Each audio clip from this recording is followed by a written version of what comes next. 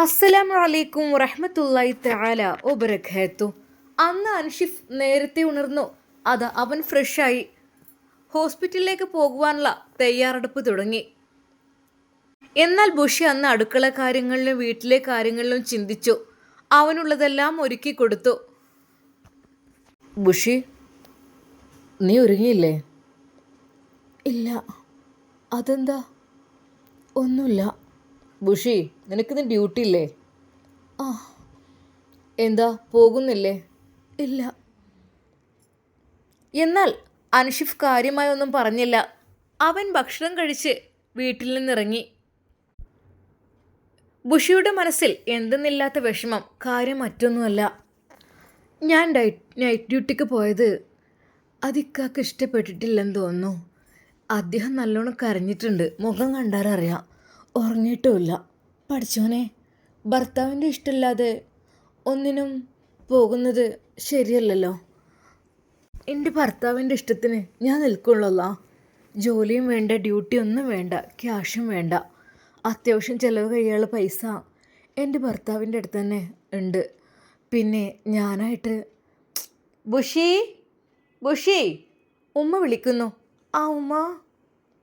അല്ല മോളെ, ഇന്ന് നീ എന്താ ഡ്യൂട്ടിക്ക് പോകാതിരുന്നത്? ഉമ്മ, അത് എന്താ മോളെ, നിനക്ക് പോയിക്കൂടായിരുന്നോ? അത് ഞാൻ പോയിട്ടില്ല ഉമ്മ. ഓ, ഇന്നലെ നൈറ്റ് ആയതുകൊണ്ട് ഉറക്കം വെച്ച ക്ഷീണമൊക്കെ ഉണ്ടാവൂല്ലേ? അത് അങ്ങനെയൊന്നും. മോളെ, ഡ്യൂട്ടി ഒഴിവാക്കരുത് കേട്ടോ. അത് കണ്ടിന്യൂ ചെയ്യണം. നമ്മൾ ഇടയ്ക്കിടയ്ക്ക് മടി പിടിച്ചെന്നാലേ പിന്നെ മടിയായി തീരും. അത് ഏതൊരു ജോലിയും അങ്ങനെ തന്നെ. ആ, പിന്നെ നിങ്ങൾക്ക് ഒരുമിച്ച് പോയാൽ മതിയായിരുന്നല്ലോ. നീ പോയെങ്കിലല്ലേ മോളെ അവനക്കൊരാളാവുള്ളൂ. ഇതുവരെ അവൻ ഒറ്റപ്പെട്ട് നടക്കുകയായിരുന്നു. ഇനിയെങ്കിലും അവൻ്റെ കൂടെ ഒന്ന് മോൾ സന്തോഷത്തോടു കൂടി പോവണ്ടേ? എന്താ മോളെ നീ ചെയ്തത്? ഓൻക്ക് ഈ അല്ലാതെ ആരുണ്ടടി? എൻ്റെ പൊന്നു മോളെ, എനിക്ക് നിന്നോട് ഒരുപാട് സഹതാപമുണ്ട്, ഇല്ലായിട്ടല്ല. പക്ഷെ മോളെ, എൻ്റെ കുട്ടിക്കൊരാളുണ്ടാവില്ല. അതുകൊണ്ടാണ് ഓനെ വിവാഹത്തിന് വേണ്ടിയിട്ട് ഞാൻ പറഞ്ഞയച്ചത്. അവന് തീരെ താല്പര്യമൊന്നുമില്ലായിരുന്നു. ഇപ്പോൾ സത്യം പറഞ്ഞാലേ ഈ ഇവിടെ നിൽക്കുമ്പോൾ കാണുമ്പോഴും അവനും ഇല്ലാത്ത അവസ്ഥയിലും എനിക്ക് എന്തോ ഒരു സങ്കടം. മോള് പോയിക്കോ ഡ്യൂട്ടിക്ക്. ഉമ്മ, അത് ഞാൻ പോകുന്നില്ല ഉമ്മ. മോളെ അത് പറഞ്ഞാൽ പറ്റില്ല. മോള് പോയിക്കോ, ഞാൻ അവനെ വിളിക്കട്ടെ തിരിച്ച്. വേണ്ടുമ്മ, അദ്ദേഹം പോയിട്ടുണ്ടാവും. ഇനി അവന് വിളിക്കണ്ട. മോളെ, ഒന്നും കൊണ്ടും വിഷമിക്കണ്ട, മോള് പോയിക്കോ. എന്നാൽ അല്പസമയം കഴിഞ്ഞപ്പോൾ അതാ ഫോണിലേക്കൊരു കോള് വരുന്നു. അല്ല, സിനാൻ സാറ്. അവൾ ഒരു നിമിഷം, മോളെ ഫോൺ എടുക്കുക. ആരാ, നിന്റെ ഡോക്ടറാണോ? ആ, ഹലോ. ബുഷ്റ, ഇന്നെന്താ ഡ്യൂട്ടിക്ക് കാണുന്നില്ലല്ലോ? എന്താ മുന്നറിയിപ്പില്ലാതെ ലീവ് എടുത്തത്? പിന്നെ മുന്നറിയിപ്പില്ലാതെ ലീവ് എടുക്കാൻ പറ്റില്ല. അങ്ങനെയുണ്ടെങ്കിൽ നേരത്തെ തന്നെ വിളിച്ച് പറയണം. എങ്കിൽ മാത്രം എനിക്ക് വേറെ സിസ്റ്റർ വെക്കാൻ പറ്റുള്ളൂ. ഓക്കെ? അതും പറഞ്ഞ് അദ്ദേഹം കട്ടാക്കി. ഒരു നിമിഷം അവളൊന്ന് ഭയന്നു. മോളെ, ഞാൻ പറഞ്ഞില്ലേ നിനക്ക് പോയിക്കൂടായിരുന്നോ അവൻ്റെ കൂടെ? നീ എന്താ പോകാതിരുന്നത്? അതും ഒന്നുമില്ല, ഞാൻ ഉറക്കക്ഷീണം. ആ, അതൊക്കെ ശരിയായിക്കോളും. ചിലപ്പോൾ നൈറ്റ് ഡ്യൂട്ടി ആയിരിക്കും, ചിലപ്പം പകലായിരിക്കും എന്ന് കരുതിയിട്ട് ഇങ്ങനെ ലീവ് എടുക്കാൻ നിന്നാലോ? മോളുടെ സാലറി ഒന്ന് കട്ട് ചെയ്യൂലേ അതൊക്കെ? ഉമ്മ, ഞാൻ ഒരിക്കലും സാലറി പ്രതീക്ഷിച്ചിട്ടൊന്നുമല്ല. ആ, എന്തൊക്കെ തന്നെയായാലും ഇനിയിപ്പോൾ ഒരു സ്കൂളിൽ പോവുകയാണെങ്കിൽ നമ്മൾ പെട്ടെന്ന് ലീവ് ആക്കുമ്പോൾ പറയണ്ടേ ടീച്ചറിനോട്? ഇത് പറയാതിരുന്ന എന്താവും? പിന്നെ ലീവ് ലെറ്റർ എഴുതി കൊണ്ടുവരിക, അന്ന് അങ്ങനെയൊക്കെയുള്ള സ്വഭാവങ്ങളൊക്കെ പണ്ടുണ്ട്. പക്ഷെ ഇപ്പം എല്ലാത്തിനുള്ള ഓപ്ഷൻ ഉണ്ടല്ലോ. മോളെ, ഏതത് ചെയ്ത് ഇനി അങ്ങനെ ചെയ്യരുത്. ഒന്ന് ലീവ് പറയെങ്കിലും വേണ്ടേ? എന്നാൽ അവൾക്ക് ലീവ് എടുത്തതിൽ ഒന്നുമല്ലായിരുന്നു അവൾക്ക് വിഷമം. കാര്യം മറ്റൊന്നുമല്ല. ഞാൻ നൈറ്റ് ഡ്യൂട്ടിക്ക് പോയത് എൻ്റെ ഭർത്താവിന് തീരെ ഇഷ്ടമായിട്ടില്ലെന്ന് തോന്നുന്നു. എന്നോട് ചോദിച്ചു, നീ ഹാപ്പി അല്ലേ നൈറ്റ് ഡ്യൂട്ടി കഴിഞ്ഞ് വന്നപ്പോൾ? എന്തോ മനസ്സിൽ വെച്ച് പറയുന്ന പോലെയാണ് അൻഷിഫ്ക്ക് എന്നോട് പറഞ്ഞത്. അല്ലാതെ അദ്ദേഹം ഒരിക്കലും എന്നോട് പറഞ്ഞു, നിന്നെ ഞാൻ ഡ്യൂട്ടിക്ക് പോകുന്ന ഒരിക്കലും നിർത്തില്ല, നിനക്ക് നിൻ്റെ ഇഷ്ടം പോലെ ജീവിക്കാം എന്നൊക്കെ പറയുമ്പോൾ എന്തൊക്കെയോ മനസ്സിൽ തട്ടി പറയുന്ന പോലെയാണ് എനിക്ക് തോന്നുന്നത്. പിന്നെ സിനാൻ സാറിന് എൻ്റെ കാര്യത്തിൽ കൂടുതലൊരു അധികാരം എടുക്കുന്നതായിട്ടും തോന്നിയിട്ടുണ്ട്. ഞാൻ അയാളുടെ ആരൊക്കെയോ ആയ പോലെയാണ് അദ്ദേഹത്തിൻ്റെ കാട്ടിലും പറച്ചിലേക്ക് കേൾക്കുമ്പോൾ. അതെ, അദ്ദേഹം എല്ലാ നഴ്സുമാരെയും പോലെയല്ല, മറ്റു രീതിയിലാണ് എന്നെ കാണുന്നത് എന്നെനിക്ക് തോന്നുകയാണ്. അതോ എൻ്റെ തോന്നലാണോ, സാറിൻ്റെ സ്വഭാവം അങ്ങനെയാണോ, ഇനി എല്ലാവരോടും അങ്ങനെയാണോ എനിക്ക് അറിയുന്നില്ല. അതുകൊണ്ട് ഒരു പക്ഷേ സിനാൻ സാറിൻ്റെ കൂടെ ഞാൻ പോയതുകൊണ്ടായിരിക്കുമോ എൻ്റെ ഭർത്താവ് എന്നോട് വല്ലാതെ ഒന്നും. അതൊന്നും ആയിരിക്കില്ല. മോളെ, പിന്നെ മോനെ ഞാൻ വിളിക്കണോ? വേണ്ടുമ്മ. എന്നാൽ ഈ സമയം അതാ അൻഷിഫ് ഹോസ്പിറ്റലിലെത്തി. അയാൾ അയാളുടെ ഡ്യൂട്ടിയിലേക്ക് പെട്ടെന്ന് പ്രവേശിക്കുവാൻ നിന്നപ്പോൾ സിനാനുണ്ട് മറുഭാഗത്ത്. ഒരു നിമിഷം സിനാൻ്റെ മുഖം കണ്ടതും അൻഷിഫ് പെട്ടെന്ന് മുഖം തിരിച്ചുകൊണ്ട് നേരെ സർജറി റൂമിലേക്ക് പോയി. എന്നാൽ സിനാൻ പിന്നാലെ, അതെ അൻഷിഫ് സോറി, കുറച്ച് അർജൻറ്റ് കേസുണ്ട്, പിന്നെ സംസാരിക്കാം എന്ന് പറഞ്ഞുകൊണ്ട് അയാൾ തിടുക്കത്തിൽ പോയി. എന്നാൽ സിനാന് അത് വല്ലാത്തൊരു എന്തോ ഒരു ഷോക്കേറ്റ് പോലെയായി. ഇന്നാണെങ്കിൽ അവൾ വന്നതുമില്ല. എന്തെങ്കിലും പ്രോബ്ലം? അതൊന്നും ഉണ്ടാവില്ല. അല്ലെങ്കിൽ ഇപ്പോൾ എന്താ, ഞാൻ അവളോടിപ്പോൾ എന്താ പറഞ്ഞത്? എല്ലാവരും ഡ്യൂട്ടിയിലേക്ക് പ്രവേശിച്ചു. സമയം ഉച്ച 2 മണി. ജോലികളെല്ലാം കഴിഞ്ഞ് ബുഷി അതാ തൻ്റെ റൂമിലേക്ക് കടന്നു. അതെ, അവൾ ഒന്ന് റിലാക്സ് ആകാൻ വേണ്ടി അവിടെ ഒന്ന് കിടന്നു. ഇവിടെ നിന്നാൽ സമയം പോകാത്ത പോലെ, ഹോസ്പിറ്റലിൽ നിന്നാൽ സമയം കിട്ടാത്ത പോലെ. ചുരുക്കി പറഞ്ഞാൽ വീട്ടിലെ ജോലി ഉമ്മ ഒരുപാട് ചെയ്യുന്നതുകൊണ്ട് തന്നെ എനിക്ക് കൂടുതലായിട്ടൊന്നും ജോലിയില്ല. പക്ഷേ ഈ ഒരു സ്ഥിതിയിൽ ഞാനിവിടെ നിൽക്കുക എന്ന് പറഞ്ഞാൽ, പ്രത്യേകിച്ച് എൻ്റെ ഹസ്ബൻഡിന് ഞാൻ കാത്തിരിക്കും. എല്ലാം കൊണ്ടും അദ്ദേഹത്തിന് വേണ്ടതെല്ലാം ഞാൻ ചെയ്തു കൊടുക്കും. പക്ഷേ എനിക്കൊരു കുഞ്ഞുണ്ടായിരുന്നെങ്കിൽ എനിക്ക് ഇങ്ങനൊരു ഒറ്റപ്പെടൽ ഉണ്ടാവില്ലായിരുന്നു. അവൾ തേങ്ങിക്കരഞ്ഞു. അവളുടെ കണ്ണുനീർ കൊണ്ട് തലയണ നനഞ്ഞു. കാരണം ഏതൊരാളും ജീവിതത്തിലേക്ക് വരുമ്പോൾ ആഗ്രഹിക്കുന്നത് തനിക്കൊരു കുഞ്ഞ് എന്നാണ്.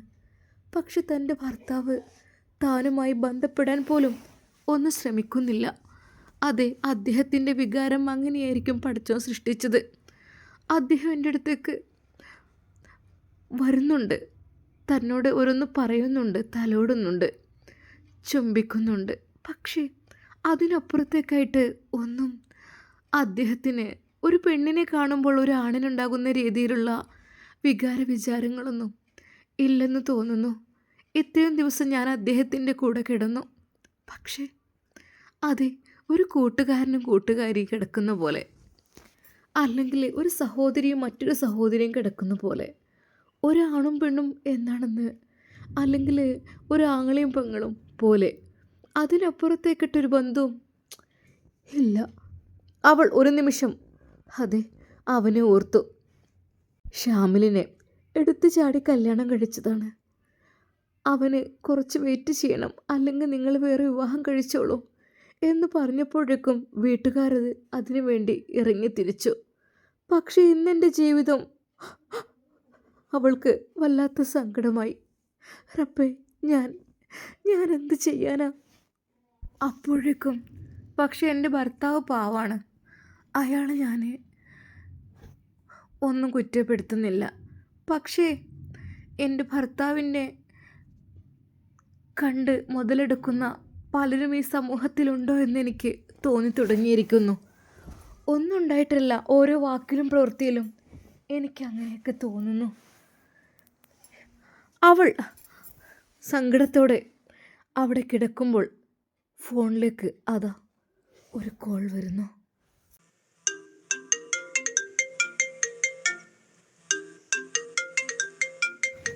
പഠിച്ചോനെ, സിനാൻ സാറ്.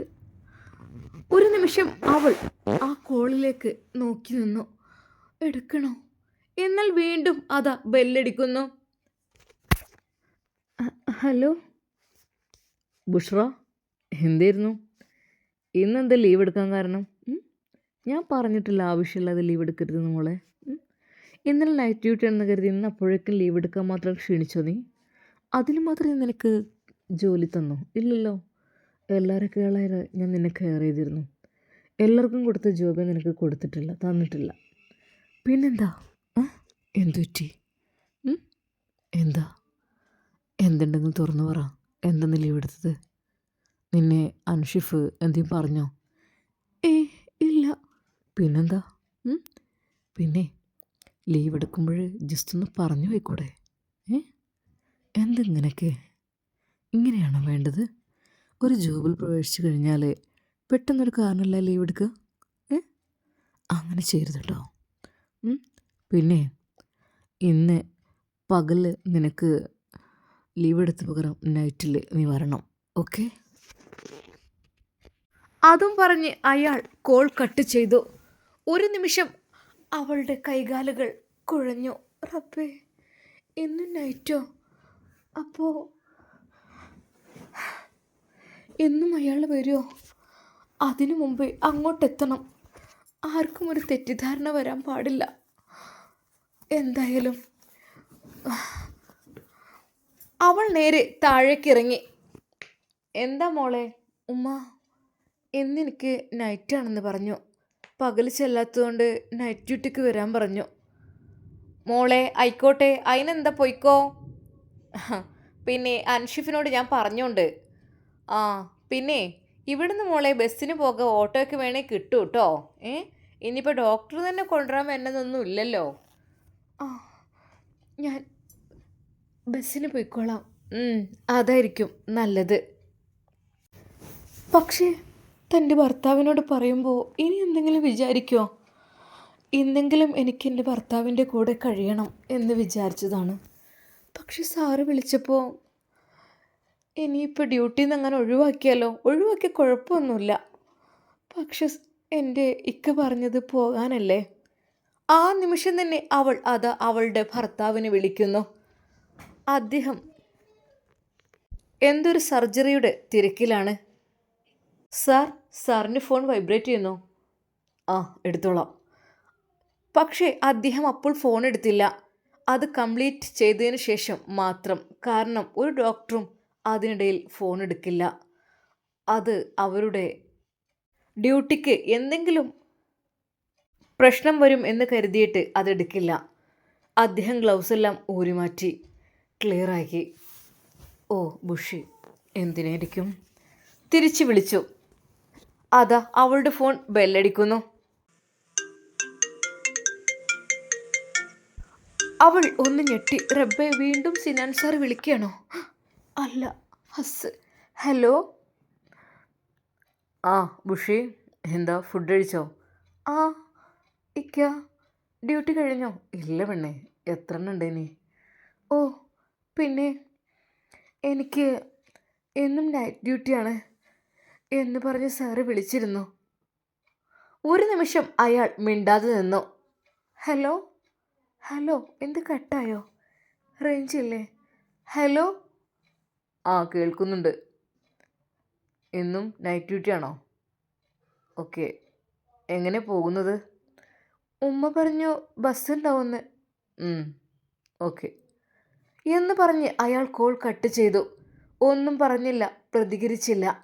ഒരു പക്ഷേ അദ്ദേഹത്തിൻ്റെ മനസ്സിൽ എന്തായിരിക്കും എന്നൊന്നും ആലോചിച്ചിട്ട് അവൾക്കൊരു പിടുത്തം കിട്ടുന്നില്ല. പഠിച്ചോനെ, ഇത് ജോലിക്ക് ജോയിൻ ആയും ചെയ്തു. ഇതിപ്പോൾ എൻ്റെ ഹസ്ബൻഡിന് ഇഷ്ടമില്ലാത്ത രീതിയിലാണല്ലോ എനിക്ക് തോന്നുന്നത്. അദ്ദേഹം കാര്യമായൊന്നും പറഞ്ഞില്ല. ഇനി എന്താ റബ്ബ ഞാൻ ചെയ്യാം? മോളെ ഒരുങ്ങിക്കോ മോളെ. ഉമ്മ വിളിക്കുന്നു. ഉമ്മ, സമയം ആകുന്നല്ലേ ഉള്ളൂ. മോളെ എന്നാലും ഒരുങ്ങിക്കോ. ഇനിയിപ്പോൾ ബസ്സിന് പോകണ്ടേ? അവിടം വരെ ഞാൻ കൊണ്ടാക്കി തരാം കേട്ടോ. ഒറ്റയ്ക്ക് അങ്ങോട്ട് പോകണ്ട. ബസ് സ്റ്റോപ്പിൻ്റെ അവിടെ കുറേ ചെക്കന്മാരിരിക്കുന്നുണ്ടാവും. അങ്ങോട്ടങ്ങനെ ഒറ്റയ്ക്ക് പോകണ്ട. മോള് മാറ്റ്, ഞാൻ കൊണ്ടാക്കി തരാം. പിന്നെ വല്ലാതെ ഇരുട്ടാണിന് മുമ്പ് മോള് വേഗം പോകാൻ നോക്ക്. പിന്നെ അൻഷിഫ് ഹോസ്പിറ്റലിൽ നിന്ന് ഇറങ്ങുന്നതിന് മുമ്പ് അങ്ങോട്ട് എത്തിക്കോ. രണ്ടുപേർക്കും കുറച്ച് സംസാരിച്ചൊക്കെ ഇരിക്കാലോ. എന്നിട്ട് അവനങ്ങോട്ട് വിട്ടാൽ മതി കേട്ടോ. ഇതിപ്പോൾ ഒരാൾ നൈറ്റും ഒരാൾ രാവിലെ കമ്മയാ. നിന്നോട് നേരത്തെ പറഞ്ഞില്ലേ? രാവിലെ തന്നെ പോയിക്കണമെങ്കിൽ രണ്ടാക്കും ഡ്യൂട്ടി കഴിഞ്ഞങ്ങ് എത്തായിരുന്നു. അത് പറ്റിയില്ലല്ലോ നിനക്ക്. നീ എന്തിനാ മോളെ കൽപ്പിച്ചൊട്ടി നൈറ്റ് ഡ്യൂട്ടി തിരഞ്ഞെടുത്തതാണോ? ഉമ്മയുടെ വാക്ക് കേട്ട് അവളൊന്ന് ഞെട്ടി. റബ്ബേ, ഇന്ന് ഡ്യൂട്ടിക്ക് പോകുന്നത് വിചാരിച്ചിട്ടില്ല. പക്ഷെ എന്ത് ചെയ്യും? സാർ അങ്ങനെ പറഞ്ഞതുകൊണ്ട് എനിക്കൊന്നും പറയാനും കഴിഞ്ഞില്ല.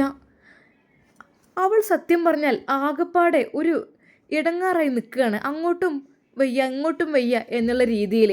എന്നാൽ ഈ സമയം അതാ നമ്മുടെ ഷാമിലിൻ്റെ വീട്ടിൽ അളിയനും പെങ്ങളും ഒക്കെ സംസാരിക്കുകയാണ് അതിനെക്കുറിച്ച്. ഷാമിൽ പറഞ്ഞു, ഞാൻ എന്നെക്കൊണ്ട് കഴിയുന്ന പരമാവധി പറഞ്ഞു നോക്കുന്നുണ്ട്. ഇൻഷാ അല്ലാ പറ്റുകയാണെങ്കിൽ നമുക്ക് നല്ലൊരു കാര്യം തന്നെയല്ലേ അത്. അതല്ലെങ്കിൽ എളാമ വന്നു കഴിഞ്ഞാൽ അതിലേറെ പ്രശ്നമായിരിക്കും. അവരൊന്നിനും മടിക്കാത്തവരാണ്. എൻ്റെ കുഞ്ഞുങ്ങൾ അങ്ങനെ ഇങ്ങനെ എന്നൊക്കെ പറഞ്ഞിട്ടൊക്കെ വന്ന് പ്രശ്നം ഉണ്ടാക്കാനൊക്കെ ചാൻസ് ഉണ്ട്, ഉറപ്പാണ്. പക്ഷേ ഇനിയിപ്പോൾ ഉപ്പാക്കൊരു സുഖമില്ലാത്ത അവസ്ഥ, നമ്മൾക്ക് എപ്പോഴും ഒപ്പം നിൽക്കാൻ കഴിയുമെന്ന് തോന്നുന്നില്ല. കാരണം എനിക്ക് പോകേണ്ടി വരും. എനിക്ക് ഇപ്പോൾ ഇനി നമ്മൾ ജീവിതത്തിനുള്ള ക്യാഷിനൊക്കെ എനിക്ക് ഗൾഫിലേക്ക് അറബിച്ച് എന്നെ വിളിക്കുന്നുണ്ട് അങ്ങോട്ട്. പിന്നെയെന്ന് വെച്ചാൽ ഇത്താത്ത നിങ്ങൾ പോകും ചെയ്യും. പിന്നെ ഉപ്പാനെ ഒരു അന്യ സ്ത്രീയുടെ അടുത്ത് നിർത്തി പോവാന്നൊക്കെ വെച്ചാൽ എന്തെങ്കിലുമൊക്കെ അർജൻറ്റ് കേസ് കാര്യങ്ങളൊക്കെ വരികയാണെങ്കിലോ. നീ ഉമ്മാനോടൊന്ന് പറഞ്ഞു നോക്ക് എന്തായാലും. അങ്ങനെ അതാ കുഞ്ഞോള് ഉമ്മയോട് പറയുന്നു, ഉമ്മ ഞങ്ങളൊരു കാര്യം പറഞ്ഞാൽ നിങ്ങളത് അനുസരിക്കുമോ? മോളെ എന്താ? ഞാൻ മോളെ ഇവിടെ എങ്ങനെയൊക്കെ നിന്നോളാം. മോളെ വേറൊന്നും അല്ലുമ്മ. ഉപ്പയെ ഉമ്മാനെ കൊണ്ട് കല്യാണം കഴിപ്പിച്ചാൽ ഞങ്ങൾക്ക് നല്ലൊരു കാര്യമായിട്ട് തോന്നിയിട്ടുണ്ട്. മോളെ എനിക്ക് എന്താ മോളെ ഞാൻ പറയാം, ഇങ്ങനെ അങ്ങ് ജീവിച്ച് പോയാൽ പോരെ. ഉമ്മ അത് പറ്റില്ലുമ്മ. നിങ്ങൾക്ക് കുഴപ്പമൊന്നുമില്ലെങ്കിൽ എൻ്റെ ഉപ്പയെ സ്വീകരിക്കാൻ ഉമ്മ തയ്യാറാണോ? അവളുടെ ചോദ്യം കേട്ട് ഉമ്മ പറഞ്ഞു, മോളെ ഞാനായിട്ട് എന്താ പറയുക, എനിക്ക് കുഴപ്പമൊന്നുമില്ല. പക്ഷേ എന്നെ സ്വീകരിക്കാൻ മാത്രം ഞാനൊരു പാവാണ്. എനിക്കൊന്നുമില്ലാത്തവളാണ്. ഞാൻ ഒരുപാട് കഷ്ടപ്പെട്ട് വളർന്ന് ജീവിച്ചതാണ്. എൻ്റെ ഉപ്പയും കൂടെ പോയപ്പോൾ ആരും ഇല്ലാതായി, ആരും നോക്കാനും ഇല്ലാത്ത അവസ്ഥയിലാണ് ഞാൻ ഇങ്ങോട്ട് വന്നത്, ഷാമിൽ കൂട്ടിക്കൊണ്ട് വന്നത്. പിന്നെ ഉപ്പയെ ഞാൻ നോക്കിയിരുന്നു എന്നുള്ളത് ഉപ്പ ഇതുവരെ അറിയില്ല. അതെ, ഉപ്പാക്കൊരിക്കലും എന്നെ ഇവിടെ ഉപ്പക്ക് പരിചയമുള്ള ആളാണ് ഇവിടെ നിൽക്കുന്നതെന്ന് ഞാൻ പറഞ്ഞിട്ടേ ഇല്ല. അത് സർപ്രൈസാക്കി അങ്ങനെ വെച്ചതാണ് മോളെ. ഇനിയിപ്പോൾ അത് അറിയുമ്പോഴേ ഉമ്മങ്ങളൊന്നും വിചാരിക്കേണ്ട, കല്യാണവും നമുക്ക് സർപ്രൈസ് തന്നെ ആക്കാം. എന്താ പോരെ? ശരിക്കും അതാ മാജിദ ഉമ്മ ഒരു നിമിഷം, പൊന്നു മക്കളെ ഇനിയൊരു വിവാഹം എന്നുള്ളത് ഞാൻ മനസ്സിൽ വിചാരിക്കാത്ത കാര്യമാണ്. ഇനി മരിക്കോളം എങ്ങനെ കഴിയാന്നുള്ളതാണ്. എൻ്റെ ഉമ്മങ്ങൾ അത്ര പ്രായമൊന്നും ആയിട്ടില്ലല്ലോ, ആരോഗ്യത്തിന് കുറവുമില്ലല്ലോ. പിന്നെന്താ ഉപ്പയോടൊപ്പമുള്ള വിവാഹത്തിന് എന്താ തയ്യാറായിക്കൂടെ? എന്നാൽ ഈ സമയം അതാ റൂമിൽ നിന്ന് വല്ലാത്തൊരു ദയനീയമായ വിളി, മോനെ ഷാമിലേ മോനെ. അല്ല ഉപ്പ, ഉപ്പ എന്തു പറ്റി? അതെ ഉപ്പയുടെ കൈകൾ കൊണ്ട് നെഞ്ചമർത്തി പിടിച്ചിരിക്കുന്നു. ഉപ്പ എന്തു പറ്റി? അല്ല ഉപ്പാക്ക് നെഞ്ചുവേദന. അപ്പോഴേക്കും ഷാമിൽ ഉപ്പയെ വാരിയെടുത്തു. ഉപ്പ ഹോസ്പിറ്റലിൽ പോവാം. വേണ്ട മോനെ വേണ്ട. ഔ ഉപ്പ എന്ത് നെഞ്ചുവേദന ഉണ്ടോ? അപ്പോഴേക്കും എളാമയും ഇത്താത്തയൊക്കെ ഓടിക്കൂടി അവർ ഓരോന്ന് ചെയ്തു തുടങ്ങി. മോനെ അയ്യോ ഉപ്പ ഹോസ്പിറ്റലോ? വേണ്ട മോനെ, നീ ഇവിടെ നിന്നാണ് മരിക്കുക, അതായിരിക്കും നല്ലത്. എന്താ ഉപ്പ നിങ്ങളീ പറയുന്നത്? എന്നാൽ ഈ സമയം അതാ നൈറ്റ് ഡ്യൂട്ടിക്ക് വേണ്ടി പുറപ്പെട്ടു നമ്മുടെ ബുഷി. ഉമ്മ ബസ് സ്റ്റോപ്പ് വരെ അവളെ ആക്കി കൊടുത്തു. ബസ്സിൽ കയറി നേരെ ഹോസ്പിറ്റലിൻ്റെ മുമ്പിൽ ബസ് ഇറങ്ങും. അത്ര ദൂരമേ അവിടെ നിന്ന് ഉള്ളൂ. അങ്ങനെ അതാ അവൾ ബസ് യാത്ര ചെയ്തു. ഹോസ്പിറ്റലിൻ്റെ മുമ്പിൽ അതാ ബസ് ഇറങ്ങി. അവൾ നേരെ പോയത് സർജൻ തൻ്റെ പ്രിയപ്പെട്ട അൻഷിഫ് ഡോക്ടറുടെ അരികിലേക്കായിരുന്നു. അവിടെ ഡോർ ക്ലോസ് ചെയ്തിരുന്നു. അതെ സർ, സാറിൻ്റെ വൈഫ് വന്നിട്ടുണ്ട്. ഒരു നിമിഷം അവൻ ഞെട്ടിപ്പോയി. ബുഷി അവൾ നൈറ്റ് ഡ്യൂട്ടിക്ക് എന്നും വന്നു. സാർ പെട്ടെന്ന് പുറത്തേക്ക് ഇറങ്ങി. ബുഷി ഇക്ക എൻ്റെ ഡ്യൂട്ടി കഴിഞ്ഞു, ഞാൻ വീട്ടിലേക്ക് പോവാണ്. നീ ഡ്യൂട്ടി തുടങ്ങിക്കോ കേട്ടോ. പെട്ടെന്ന് സിനാൻ അതാ അവരുടെ ഇടയിലേക്ക് വന്നു. ആയ് വന്നോ? ഹോ ഞാൻ കരുതി വരില്ലാന്നേ. ഇന്ന് നേരത്തെ വന്നിരുന്നെങ്കിൽ നൈറ്റ് ഡ്യൂട്ടി ചെയ്യേണ്ട ആവശ്യമില്ലായിരുന്നല്ലോ. എന്തു പറ്റി ഇത്? അവളോട് അല്പം ശബ്ദത്തോടെയാണ് സിനാൻ അത് പറഞ്ഞത്. എന്നാൽ അത് അൻഷിഫിന് തീരെ അങ്ങ് പറ്റാത്ത പോലെ അവൻ്റെ മുഖമൊന്ന് വാടി. എന്താ അൻഷിഫ്, പഴയ പോലെ നീ ആക്റ്റീവ് അല്ലല്ലോ, എന്തു പറ്റി? നിൻ്റെ മനസ്സിൽ എന്തൊക്കെയോ ഓരോ വിഷമങ്ങളുണ്ടല്ലോ. സിനാൻ അവൻ്റെ തോളിലൂടെ കൈയിട്ട് അത് പറഞ്ഞു. ഏയ് നോ പ്രോബ്ലം, അങ്ങനെയല്ല, എന്തൊക്കെയോ ഉണ്ട് നിൻ്റെ മനസ്സിൽ. വാ ബുഷി, ഒരു മിനിറ്റ്. എന്താടാ ഭാര്യയെ സന്തോഷിപ്പിക്കാൻ കഴിയണല്ലേ നിനക്ക്? ശരിക്കും അവൻ്റെ തോളിലൂടെ കൈയിട്ടുകൊണ്ട് ആ വാക്ക് പറഞ്ഞപ്പോൾ അൻഷിഫിന് ദേഷ്യം ഇരച്ചു കയറി. കൈയെടുക്ക് സാറേ.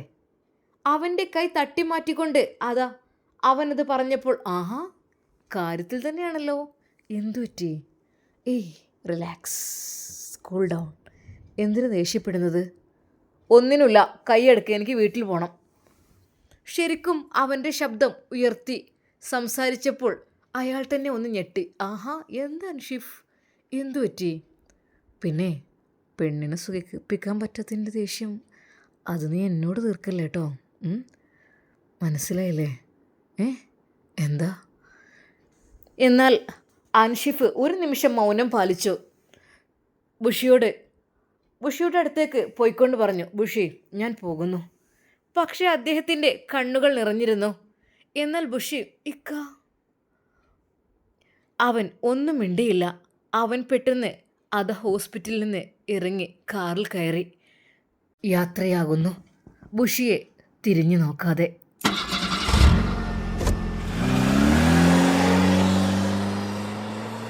ഒരു നിമിഷം ബുഷി വിതുമ്പി. എന്താ അവന് പോയത് നീ എന്തിനു വിഷമിക്കുന്നത്? നമുക്ക് നമ്മുടെ ഡ്യൂട്ടി തുടങ്ങാം. അതെ, അവന് പോണേ പോട്ടെ, ഇത്ര ദേഷ്യം പാടില്ല. അല്ലെങ്കിലും അവനിൽ നിന്ന് നിനക്ക് എന്ത് കിട്ടിയിട്ടാ? അവൻ എന്തിനാ അഹങ്കാരം കാണിക്കുന്നത്? ഹാ, അവൻ അല്പം ജാട കൂടുതലുണ്ട് അല്ലേ? ഇങ്ങനെയല്ലായിരുന്നു, അവൻ സോഫ്റ്റായിരുന്നു, നല്ലവനായിരുന്നു വിവാഹത്തിന് മുമ്പ്. പക്ഷെ നിന്നെ കിട്ടിയതിന് ശേഷം അവന് ആളാകെ മാറിപ്പോയിട്ടുണ്ട്. ശരിക്കും അവന് ഇങ്ങനെയല്ലായിരുന്നു. എന്നോട് ഹാപ്പി ആയിരുന്നു. സർ, ഞാൻ ബുഷി, കമോൺ, വരൂ, റിലാക്സ്. അവൻ്റെ കാര്യത്തിൽ നീ വിഷമിക്കണ്ട. അവന് പല മൈൻഡും വരും. കാരണം അവനെ കൊണ്ടൊന്നും കഴിവില്ല. അവൻ കഴിവില്ലാത്ത കഴിവ് കെട്ടവനാണ്. അവനീ സർജറിക്കലും തുന്നലും പൊളിക്കലും തന്നെ അറിയുള്ളൂ, വേറൊന്നും അവനറിയില്ല. എന്നാൽ അവൾ അല്പം കണ്ണീരോടെയാണ് അന്ന് ഡ്യൂട്ടിയിലേക്ക് പ്രവേശിച്ചത്. എന്നാൽ ഈ സമയം അതാ ഷാമിലിൻ്റെ വീട്ടിൽ ഉപ്പാക്ക് നെഞ്ചുവേദന. ഷാമിൽ ഉപ്പയെ വേഗമതാ കാറിലേക്ക് എടുത്തു വെക്കുന്നു. അളിയാ, പെങ്ങളെ, എന്നാൽ ഞാൻ ഉപ്പയും കൊണ്ട്, അല്ലടാ ഞാനും വരാം, ഒറ്റയ്ക്ക് പോകണ്ട, ഞങ്ങൾ പോയിട്ട് വരാം എന്നാ കുഞ്ഞോളെ. ഉപ്പാക്ക് മോനെ അതിന് മാത്രമൊന്നുമില്ല. അല്ലപ്പ ഒന്ന് ചെക്ക് ചെയ്യാം, കാരണം ഇന്നലെയും കണ്ടിരുന്നല്ലോ. അങ്ങനെ അവർ നേരെ ഹോസ്പിറ്റൽ ലക്ഷ്യമാക്കിക്കൊണ്ട് പോകുന്നു. എമർജൻസിയിലായിക്കൊണ്ട് അദ്ദേഹത്തെ ഹോസ്പിറ്റലിലേക്ക് പ്രവേശിപ്പിച്ചു. അദ്ദേഹം പോയ ഹോസ്പിറ്റൽ മറ്റേതുമല്ലായിരുന്നു, നമ്മുടെ ബുഷിയുള്ള ഹോസ്പിറ്റലിലായിരുന്നു. ഇൻഷാ അല്ലാ നമുക്കിതിൻ്റെ ബാക്കി ഭാഗം നാളെ കാണാം. അതുവരേക്കും എല്ലാവർക്കും അസ്സലാമു അലൈക്കും വറഹ്മത്തുള്ളാഹി തആല വബറകാതുഹു.